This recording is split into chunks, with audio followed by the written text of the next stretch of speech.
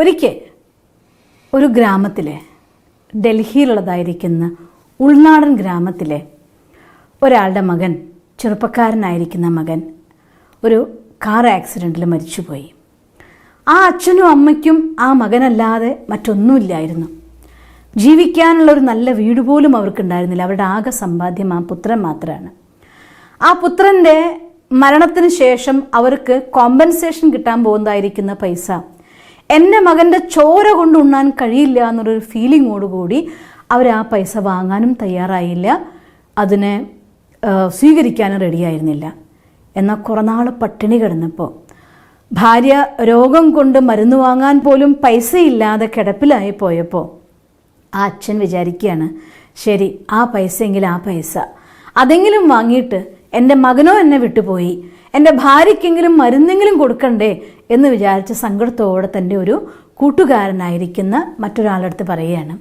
അപ്പോൾ അയാൾ പറയും, നീ ഒട്ടും വിഷമിക്കേണ്ട, എൻ്റെ മോൻ ഡൽഹിയിലുണ്ട്, ഇതിൻ്റെ പേപ്പറും കാര്യങ്ങളും ശരിയാക്കാനും നിനക്ക് വീണ്ടും ആ പൈസ കിട്ടാനുമായിട്ട് ഞാനൊരു കത്ത് തന്നയക്കാം നിനക്ക്, എൻ്റെ മോൻ ഞാനൊരു ലെറ്റർ തന്നയക്കാം, ആ ലെറ്ററും കൊണ്ട് നീ പോയാൽ മതി, അവൻ തീർച്ചയായിട്ടും നിനക്ക് വേണ്ട എല്ലാ ഹെൽപ്പും ചെയ്യുമെന്ന് പറയുകയാണ്.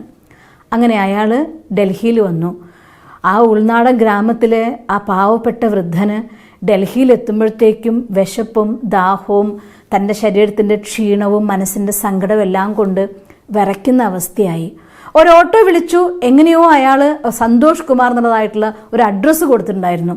ആ അഡ്രസ്സ് ഓട്ടോറിക്ഷക്കാരന് കൊടുത്തു. ആ ഓട്ടോറിക്ഷക്കാരൻ അദ്ദേഹത്തൊരു വീടിന് മുന്നിൽ കൊണ്ടെത്തിച്ചു.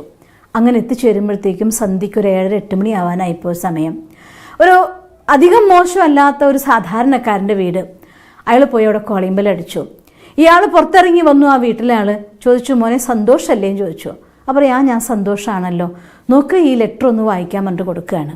അപ്പോൾ ലെറ്റർ വായിച്ചു നോക്കിയാൽ പറയും, ആ വരൂ അങ്കിൾ, അകത്തേക്ക് വരുമെന്ന് പറയും. അങ്ങനെ വീടിൻ്റെ ഉള്ളിൽ കൊണ്ടുപോയി അയാൾക്ക് ആഹാരം കൊടുത്തു, വിശ്രമം കൊടുത്തു, കിടക്കാൻ പറഞ്ഞു.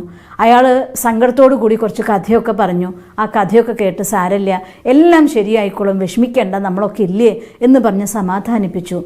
പിറ്റേ ദിവസം ഈ സന്തോഷ് കുമാർ ഒരു ഗവൺമെൻറ് എംപ്ലോയി ആയിരുന്നു. അയാൾ ജോലി ലീവ് എടുത്ത് ഇയാൾക്ക് വേണ്ട കാര്യങ്ങളൊക്കെ ചെയ്തു കൊടുക്കാൻ വേണ്ടി വിളിച്ചു പറഞ്ഞ് പിറ്റേ ദിവസം ലീവാക്കി. പിറ്റേ ദിവസം രാവിലെ ഇയാളെയും കൊണ്ടുപോയി ആ കത്തിൽ പറഞ്ഞ പ്രകാരം വേണ്ടതായിട്ടുള്ള കാര്യങ്ങളൊക്കെ ശരിയാക്കി കൊടുത്തു.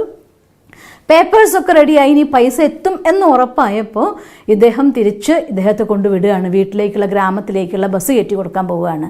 അപ്പോൾ യാത്രയിൽ കഴിക്കാൻ വേണ്ടി ഒരു പാക്കറ്റ് സ്വീറ്റ്സും കൂടെ വാങ്ങി കയ്യിൽ കൊടുത്തിട്ട് യാത്ര പറഞ്ഞ് ടിക്കറ്റ് എടുത്തു, സ്വീറ്റ്സ് എടുത്തു, എല്ലാം കഴിഞ്ഞ് ബസ്സിൽ കയറ്റിയിരുത്താൻ പോവുകയാണ്.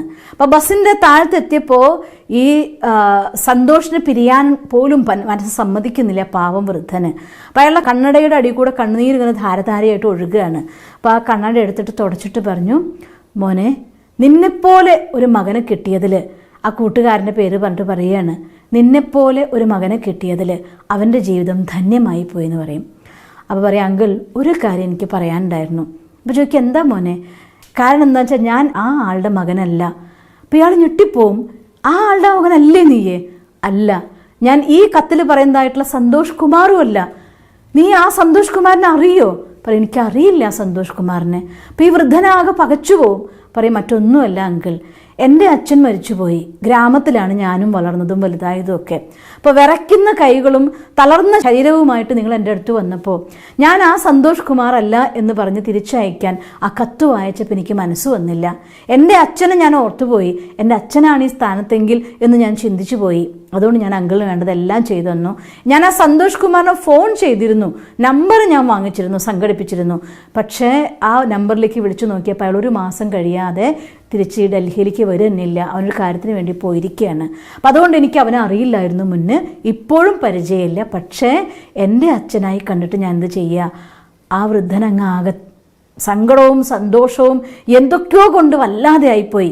അറിയാതെ തൻ്റെ കൈ എടുത്തിട്ട് ആ മകൻ്റെ ഷോൾഡറിൽ പിടിച്ച് പറയാം, മോനെ, നീയാണ് ഈ സമൂഹത്തിൻ്റെ വിളക്ക്. നിന്നെപ്പോലുള്ള കുട്ടികൾ ഈ സമൂഹത്തെ എന്തായാലും രക്ഷിച്ചിരിക്കുമെന്ന്. തീർച്ചയായിട്ടും ഇത് സ്വന്തം ചരിത്രത്തിൽ എഴുതി കഴിഞ്ഞ് ആ വൃദ്ധനെ ബസ്സിൽ കയറ്റിയിരുത്തിയിട്ട് അയാൾ നിറകണ്ണുകളോടെ കൈവീശി പോകുമ്പോൾ അറിയാതെ സന്തോഷ് കുമാറിൻ്റെ കണ്ണു നിറഞ്ഞൊഴുകി. ഓർത്തുപോയി, അച്ഛനിപ്പോൾ എവിടെയാണെങ്കിലും ഈ മോനിൽ സന്തോഷിക്കുന്നുണ്ടാവില്ലേ എന്ന്. ഇദ്ദേഹം സ്വന്തം കർമ്മം കൊണ്ട് സ്വയം ഒരു ചരിത്രം എഴുതി. ഇതുപോലെ അവസരങ്ങൾ നമുക്ക് എല്ലാവർക്കും ജീവിതത്തിൽ പലപ്പോഴായി വന്നു ചേരും. അറിഞ്ഞോ അറിയാതെയോ ഒരു സഹായം ചെയ്യുമ്പോൾ അവർക്ക് ഞാൻ ഈ സഹായം ചെയ്തു കൊടുത്തിട്ട്, ഇങ്ങനൊരു ഹെൽപ്പ് കൊടുത്തിട്ട് അവരെനിക്ക് എന്താണ് തരാൻ പോകുന്നത് എന്ന് ചിന്തിക്കാതെ യാതൊരു പ്രതീക്ഷകളുമില്ലാത്ത സർവീസ്, അത് നിങ്ങളുടെ ജീവിതത്തിൽ സന്തോഷത്തിൻ്റെ ഹോർമോൺ ഡെവലപ്പ് ചെയ്യും, പുണ്യത്തിൻ്റെ കണക്ക് വരും. എനിക്കാരും സഹായിക്കാനില്ല എന്ന് വിചാരിച്ച് നമ്മൾ തളർന്നു നിൽക്കുന്ന സമയത്ത് ഏതെങ്കിലും കൈകൾ നിർബന്ധമായിട്ടും നിങ്ങളുടെ അടുത്ത് വന്നിട്ടുണ്ടായിരിക്കും. അതിൽ യാതൊരു സംശയവുമില്ല. അതുകൊണ്ട് ഇത് ഞാൻ നിങ്ങളുടെ അടുത്ത് പറഞ്ഞത് വെറും ഒരു കഥയല്ല. സെയിം നെയിമുള്ള സന്തോഷ്, ഒന്നൊരു സന്തോഷ് കുമാർ, ഇയാളും ഒരു സന്തോഷ് കുമാർ. പക്ഷേ ആ സന്തോഷം അല്ലായിരുന്നു ഈ സന്തോഷിന് മാത്രം. പക്ഷെ സന്തോഷം ഉണ്ടാക്കാൻ ആ സന്തോഷിന് കഴിഞ്ഞു. പേരും ഞാൻ മാറ്റി പറഞ്ഞിട്ടുണ്ട്. ഇതിൽ ആളുകളുടെ പേരുകൾ ബാക്കി ഞാൻ പരാമർശിച്ചിട്ടില്ല. ഇതൊരു റിയൽ ഇവൻ്റ് ആണ്. അതുകൊണ്ട് ഇങ്ങനെ ഒരു ചരിത്രം നിങ്ങൾക്കും രചിക്കാം. നമ്മുടെ ജീവിതത്തെ സന്തോഷത്തിൻ്റെ വഴികളിലൂടെ ഇങ്ങനെയുള്ള കൊച്ചു കൊച്ചു കർമ്മങ്ങൾ, ഒരു ദിവസത്തെ ലീവ്, ഒരു കുറച്ച് സഹായം, ഇതൊക്കെ നിങ്ങൾക്ക് തരുന്ന ആശീർവാദത്തിൻ്റെ കൊട്ട സമയം വരുമ്പോൾ ജീവിതത്തെ റോക്കറ്റ് പോലെ മുന്നോട്ട് കൊണ്ടുപോകും. ഞാൻ എപ്പോഴും ഓർമ്മിക്കും, പരമാത്മ മഹാവാക്യത്തിൽ പറയാറുണ്ട്, നിങ്ങൾക്ക് ജീവിതത്തെ മുന്നോട്ട് കൊണ്ടുപോകാനുള്ള റോക്കറ്റ് എന്ന് പറയുന്ന ആശീർവാദമാണ്. ആശീർവാദത്തിൻ്റെ റോക്കറ്റിൽ പറക്കുന്നുവെങ്കിൽ ഒരു തടസ്സത്തിനും നിങ്ങൾ തടയാനാവില്ല. നിങ്ങളുടെ ജീവിതത്തിൻ്റെ ലക്ഷ്യം കൈവരിക്കുക ചെയ്യുമെന്ന്. ഇത്തരത്തിൽ കൊച്ചു കൊച്ചു കാര്യങ്ങളിലൂടെ ആശീർവാദത്തിൻ്റെ കൊട്ട നിറച്ച് റോക്കറ്റിലേറി ജീവിതത്തിൻ്റെ വിജയത്തിലേക്ക് പറന്നുയരാൻ നിങ്ങൾക്ക് ഏവർക്കും സാധിക്കട്ടെ എന്ന് സർവശക്തനായ ഭഗവാനോട് പ്രാർത്ഥിക്കുന്നു. ഓം ശാന്തി. ദിവസം തോറും ജീവിത വിജയങ്ങൾക്ക് വെളിച്ചം വീശുന്ന പുത്തൻ വീഡിയോകൾക്കായി ഞങ്ങളുടെ യൂട്യൂബ് ചാനൽ സബ്സ്ക്രൈബ് ചെയ്യൂ. നോട്ടിഫിക്കേഷൻ ലഭിക്കുന്നതിനായി ബെൽ ഐക്കൺ ക്ലിക്ക് ചെയ്യൂ.